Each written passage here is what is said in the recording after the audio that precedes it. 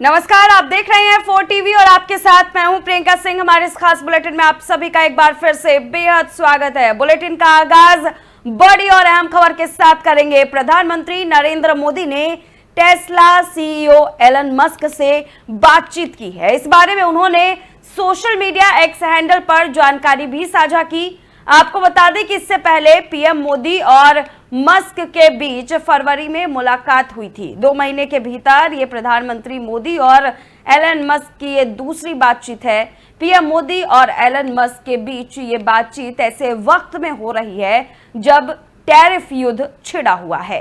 पिछले दिनों ट्रंप ने भारत पर 26% टैरिफ लगाया था। पीएम मोदी ने social media platform x post करते हुए लिखा कि एलन मस्क से बात की और कई मुद्दों पर चर्चा की गई, जिसमें इस साल की शुरुआत में वॉशिंगटन डीसी में हमारी बैठक के दौरान शामिल किए गए विषय भी शामिल थे। उन्होंने आगे लिखा कि हमने टेक्नोलॉजी और इनोवेशन के क्षेत्रों में सहयोग की अपार संभावनाओं पर भी चर्चा की। भारत इन क्षेत्रों में अमेरिका के साथ अपनी साझेदारी को आगे बढ़ाने के लिए प्रतिबद्ध है।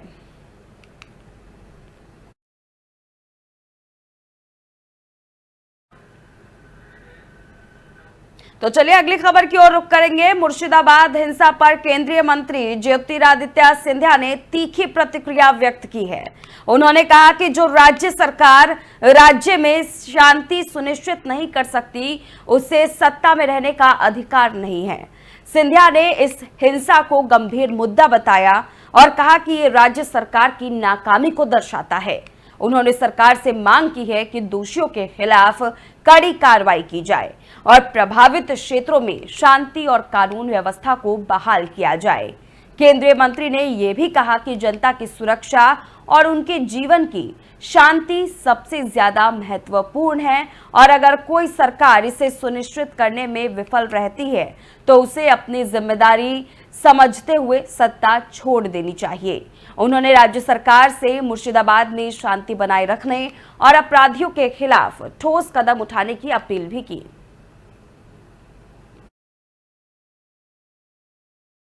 देखिए, जिस प्रदेश की सरकार एक अमन चैन का वातावरण तैनात नहीं कर सकती, उस प्रदेश की सरकार को सरकार में रहने का औचित्य नहीं होता। देखिए, जिस प्रदेश की सरकार एक अमन चैन का वातावरण तैनात नहीं कर सकती। तो वहीं खबर महाराष्ट्र के पुणे से है, जहां मुख्यमंत्री देवेंद्र फडणवीस उप मुख्यमंत्री अजित पवार के साथ पिंपरी चिंचवाड़ में चापेकर बंधु स्मारक का दौरा किया। सियासी मायनों में ये दौरा बेहद अहम माना जा रहा है। इस दौरान मुख्यमंत्री फडणवीस और डिप्टी सीएम समेत कई बीजेपी कार्यकर्ता मौके पर मौजूद रहे। जहां एक तरफ हुई नागपुर में हिंसा के बाद इस संग्रहालय को लेकर महाराष्ट्र सीएम समेत डिप्टी सीएम ने दौरा किया है, तो वहीं दूसरी तरफ इसे शांति बहाल करने को लेकर के भी एक बड़ा कदम सरकार की ओर से माना जा रहा है।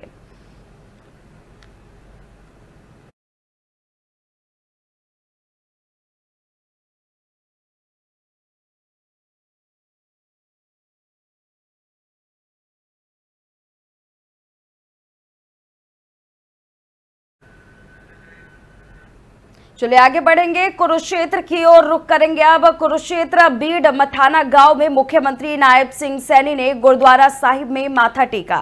गांव के गुरुद्वारा साहिब के गेट का सीएम सैनी ने उद्घाटन किया। इस मौके पर गांव में मुख्यमंत्री ने गुरुद्वारा साहिब के विकास कार्यों के लिए 11 लाख रुपए देने की घोषणा की।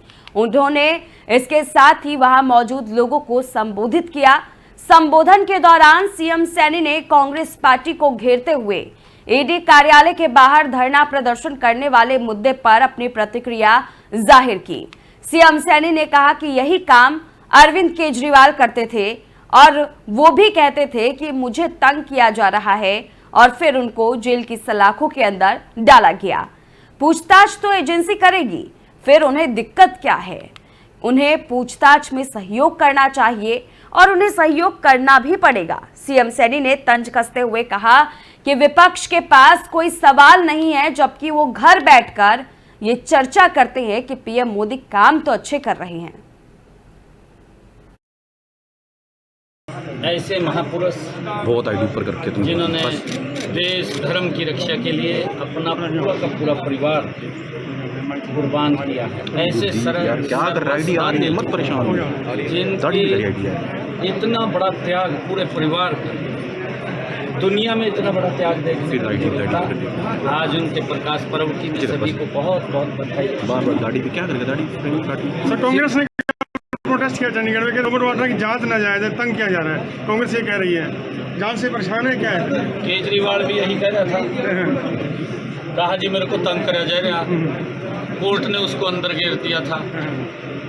जब कहीं ना कहीं कोई गलत काम है तो फिर तो वो पूछताछ तो करेंगे, उसमें दिक्कत क्या है, तकलीफ क्या है।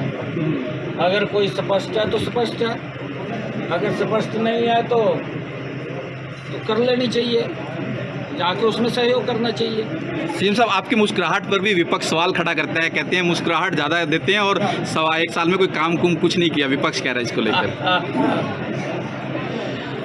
विपक्ष साले तो जब ही तड़ा लगे पड़ेगा। फतेहाबाद में उनके लिए भी काम कर रहे हैं, विपक्ष के लिए भी, हम सब के लिए काम कर रहे हैं। ये नरेंद्र मोदी जी के नेतृत्व वाली सरकार सबका साथ, सबका विकास, सबका प्रयास और सबके विश्वास पे काम कर रही है। मालूम उनको भी है, विपक्ष के लोग घर में बैठ करके बोलते हैं कि मोदी जी काम तो ठीक कर रहे हैं, कहा फतेहाबाद, परंतु बाहर उनकी मजबूरी है। इन सड़क के ऊपर धरना भी देना पड़ा उन्हें। मोदी जी अच्छा काम करा, उसके बारे में उन्होंने फिर विरोध तो करना पड़ेगा, भी अच्छे काम का भी विरोध करा, फिर क्या करें। और वहीं दूसरी ओर नेशनल हेराल्ड मामले में ईडी की चार्जशीट में सोनिया गांधी और राहुल गांधी को आरोपी बनाया गया है। कांग्रेस ने ईडी कार्यालय और केंद्र के साथ साथ बीजेपी सरकार के खिलाफ पूरे देश में विरोध प्रदर्शन किया। महाराष्ट्र में भी कई जगहों पर सरकार के खिलाफ विरोध प्रदर्शन और धरने आयोजित किए गए। पुलिस प्रशासन ने सैकड़ों कार्यकर्ताओं को इस दौरान अपने हिरासत में लिया, जिसकी तस्वीरें हम आपके साथ साझा कर रहे हैं। आप देख सकते हैं किस तरह से कांग्रेस नेता अपने हाथों में बैनर लिए लगातार अपनी आवाज उठा रहे हैं। यहां पर सोनिया गांधी और राहुल गांधी को लेकर के नारेबाजी कर रहे हैं, सरकार के खिलाफ नारेबाजी की तस्वीरें, वहां के बोल, तमाम चीजें हम आपके साथ साझा कर रहे हैं। और उसी बीच में अब कांग्रेस कार्यकर्ताओं की गिरफ्तारी का मामला भी सामने आने लग गया है, जहां पर सैकड़ों की संख्या में कांग्रेस कार्यकर्ता गिरफ्तार किए गए हैं। तस्वीरें आप देख सकते हैं किस तरह से लगातार कांग्रेस कार्यकर्ताओं के ऊपर पुलिस की ये बड़ी कार्रवाई जारी है।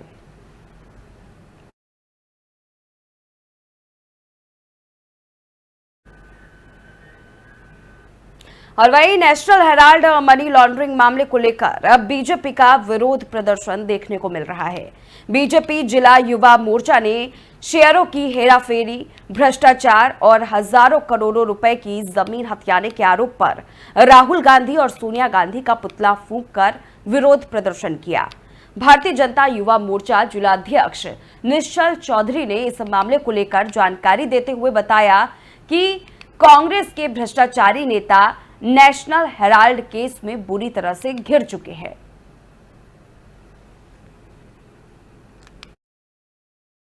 कांग्रेस हमेशा भ्रष्टाचार की जमी रही है, करोड़ों रुपए का घोटाला करना इनकी आदत रही है। अभी आपने देखा कि जो नेशनल हेराल्ड केस था, उस केस में ईडी ने, सुब्रमण्यम स्वामी ने आज से 12 साल पहले एक केस दायर किया था कि जिसमें इन्होंने, जो एक न्यूज़पेपर निकलता था जवाहरलाल नेहरू जी के समय में, उस समय में हिंदी में और उर्दू में अखबार निकलती थी, 1935 में उसकी स्थापना उन्होंने की थी। तो वो नेशनल हेराल्ड केस में जो 90 करोड़ रुपए कर्जे में चली गई थी, वो एक बंद हो गई थी, उसको इन्होंने दोबारा उसको चालू किया और सिर्फ एक 50 लाख रुपए दे के जमा करा के, और सारा उन्होंने वो 90 करोड़ का कर्जा एक दूसरी संस्था के नाम ट्रांसफर करा के, वो सारा उसका 76% जो मार्केट शेयर था, वो सारा इन्होंने अपने नाम कराने का काम किया। कांग्रेस चलिए, बड़ी और अहम जानकारी आपके साथ साझा करते हुए चले। राणा सांगा पर दिए विवादित बयान के बाद सपा सांसद के जो मुश्किलें हैं वो लगातार बढ़ती जा रही है। इसी को लेकर के बड़ी अपडेट सामने आ रही है। बड़ी अपडेट आपके साथ साझा करते हुए चले। गलत कोर्ट में याचिका सूचीबद्ध होने से सुनवाई को टाला गया है। राणा सांगा पर विवादित बयान सपा सांसद ने दिया था। सपा सांसद रामजी लाल की अर्जी पर अब सुनवाई टल गई है। 21 अप्रैल को जस्टिस राजीव गुप्ता की कोर्ट में सुनवाई होगी। रामजी लाल सुमन ने सुरक्षा की मांग की अर्जी की थी और इसी को लेकर के उन्होंने याचिका दाखिल की थी, जिसको लेकर अब ये बड़ी अपडेट हम आपके साथ साझा कर रहे हैं। कोर्ट की तरफ से सीधे तौर पर इस याचिका पर सुनवाई को टाल दिया गया है। सपा सांसद लगातार अपने लिए सुरक्षा की मांग कर रहे हैं। 21 अप्रैल को जस्टिस राजीव गुप्ता की कोर्ट में अब सुनवाई होगी, यानी कि अब तारीख बढ़ा दी गई है। रामजी लाल सुमन ने अपनी तरफ से याचिका दाखिल की थी। उस याचिका को लेकर के अब ये बड़ी और अहम अपडेट सामने आ रही है, जहां पर बताया जा रहा है कि अब इस पूरे मामले की जो सुनवाई है वो 21 तारीख तक के लिए टाल दी गई है।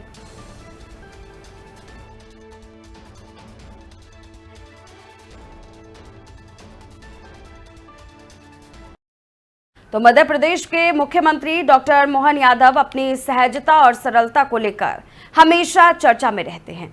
इसी तरह का एक और किस्सा सामने आया जब सीएम नीमच पहुंचे, जहां उन्होंने एक दुकान के सामने अपना काफिला रुकवाया और गर्मी से थोड़ी राहत पाने के लिए लस्सी पीने लगे। वहीं लस्सी पीने के बाद जब सीएम मोहन यादव पैसे देने लगे तो दुकान वाले ने मना किया, लेकिन सीएम मोहन यादव पैसे देकर ही आगे बढ़े। तस्वीरें आप देख सकते हैं, बेहद ही वायरल ये तस्वीर हो रही है इस वक्त। सोशल मीडिया पर चारों तरफ मुख्यमंत्री की चर्चा की जा रही है। सीएम ने लस्सी चखा और उसके बाद वो वहां से पैसे देकर के जाने लग गए। तब का ये वाक्य है जब दुकानदार ने उनसे पैसे लेने से मना कर दिया। हालांकि फिर भी निकलते वक्त मुख्यमंत्री ने पैसे देकर के ही अपने कदम आगे बढ़ाए।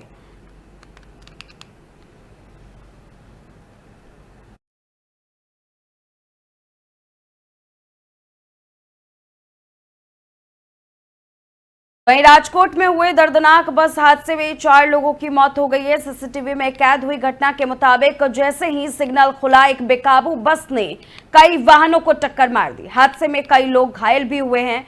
पुलिस जांच में सामने आया कि बस ड्राइवर का लाइसेंस एक्सपायर था, लेकिन ब्रेक सिस्टम में कोई खामी नहीं पाई गई। बता दें कि यह हादसा शहर के व्यस्त इलाके में हुआ, जिससे स्थानीय लोगों में दहशत का माहौल है। पुलिस ने मामले की गहन जांच शुरू कर दी है और सभी संबंधित अधिकारियों से जानकारी मांगी गई है।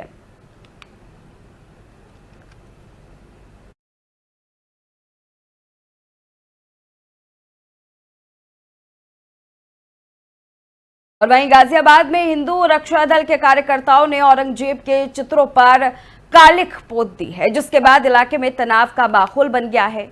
कार्यकर्ताओं का कहना है कि मुस्लिम आक्रांता औरंगजेब की तस्वीरों को सार्वजनिक स्थानों पर क्यों लगाया जाता है, जबकि उसने देश के मंदिरों को लूटा और धार्मिक स्वतंत्रता का उल्लंघन किया। इस प्रदर्शन के दौरान कार्यकर्ताओं ने औरंगजेब को एक अपारदर्शी और नफरत फैलाने वाला शासक करार दिया।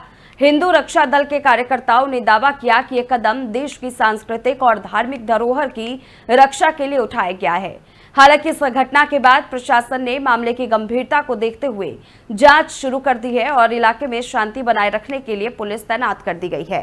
यह घटना गाजियाबाद में धार्मिक संवेदनाओं को उकसाने का कारण बन सकती है, इसीलिए प्रशासन ने दोनों समुदाय के बीच सामंजस्य बनाए रखने की अपील की है।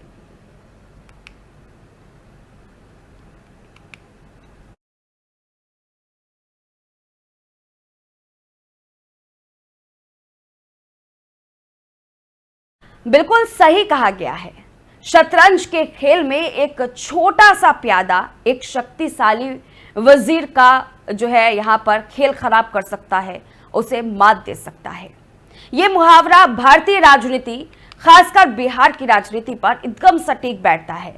जब भी चुनावी मौसम आता है, बड़े बड़े दलों की निगाहें छोटे क्षेत्रीय दलों पर टिक जाती है। वजह साफ है, इन्हीं प्यादों की बदौलत सरकारें बनती है और गिरती है। लेकिन यही वो अवसर भी होता है जब क्षेत्रीय दल के भाव भी बढ़ जाते हैं। दरअसल बिहार में 2025 में विधानसभा चुनाव होने वाले हैं और सियासी माहौल अभी से गर्म होता जा रहा है। एक तरफ महागठबंधन है, जिसमें राष्ट्रीय जनता दल, कांग्रेस और अन्य वामपंथी दल है। दूसरी ओर बीजेपी जनता दल यूनाइटेड अपने सहयोगी दलों के साथ मिलकर सत्ता में वापसी की तैयारी कर रही है। बिहार की राजनीति हमेशा से काफी दिलचस्प रही है। यहां जातीय समीकरण, क्षेत्रीय प्रभाव, स्थानीय नेताओं की पकड़ और विकास का मुद्दा सब कुछ चुनावी समीकरण तय करते हैं और यहीं पर छोटे क्षेत्रीय दलों की भूमिका सबसे महत्वपूर्ण हो जाती है। चाहे वो वीआईपी हो या हम, इनके पास भले ही ज्यादा सीटें ना हो, लेकिन सही समय पर गठबंधन का हिस्सा बनकर ये सत्ता की चाबी अपने हाथ में ले सकते हैं। 2020 के चुनाव में भी हमने देखा था कि किस तरह से छोटे दलों ने बड़े गठबंधनों की रणनीति को प्रभावित किया था। 2025 के चुनाव में भी यही तस्वीर उभरती दिख रही है, जहां हर पार्टी अपनी बिसात बिछा रही है, लेकिन यह तय नहीं कि बाजी कौन मारेगा, वजीर या प्यादा। इसको जरा बारीकी से समझने के लिए हमारे इस स्पेशल रिपोर्ट को देखिए। बिहार में 2025 के विधानसभा चुनाव की तैयारियां जोरों पर हैं और महागठबंधन में सीटों के बंटवारे को लेकर चर्चाएं तेज हो गई हैं। पटना में हो रही बैठक में यह तय किया जा रहा है कि कौन सा दल कितनी सीटों पर चुनाव लड़ेगा। यदि इस बंटवारे में कोई असहमति हुई तो राजद अकेले दम पर चुनावी मैदान में उतर सकती है। पिछले विधानसभा चुनाव 2020 में महागठबंधन में सीटों का बंटवारा इस प्रकार था, क्योंकि पिछली बार सहमति के अनुसार सीट बंटवारे के तहत आरजेडी को 144 सीट और कांग्रेस के खाते में 70 सीटें गई थी, तो वहीं सीपीआई को 6 सीटें और सीपीएम को 4 सीटें दी गई थी। इस बंटवारे के परिणाम स्वरूप कांग्रेस को अपेक्षित सफलता नहीं मिली थी, जबकि राजद ने अच्छा प्रदर्शन किया। उसने 75 सीट पर जीत हासिल की थी। यह अलग बात है कि राज्य सरकार नहीं बना पाई थी। इस आधार पर देखें तो महागठबंधन की लोकल पार्टियां ही बेहतर रिजल्ट देने में सफल रही थी। अब आगामी चुनाव में महागठबंधन में सीटों के बंटवारे को लेकर चर्चा जारी है। यदि इस बार सीटों का बंटवारा संतुलित नहीं हुआ तो राजद अपनी ताकत का एहसास कराते हुए अकेले चुनावी मैदान में उतर सकती है। इस सियासी समीकरण में छोटे दलों की भूमिका महत्वपूर्ण हो सकती है। यदि महागठबंधन में सीटों का संतुलित बंटवारा नहीं हुआ तो ये छोटे दल चुनावी परिणामों को प्रभावित कर सकते हैं। इसलिए आगामी चुनावी रणनीतियां और गठबंधन की दिशा पर सभी की नजरें रहेंगी।